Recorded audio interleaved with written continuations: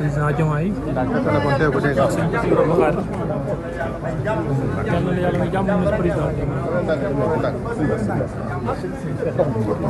Bassirou Abdou Khadre.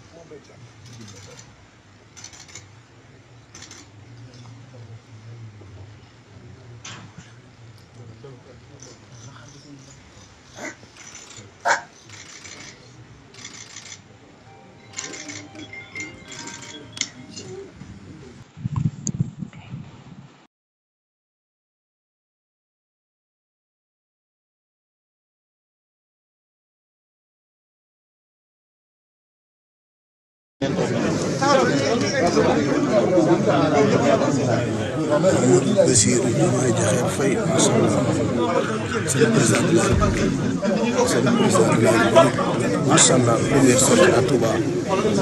Yal na Yàlla defal ndam.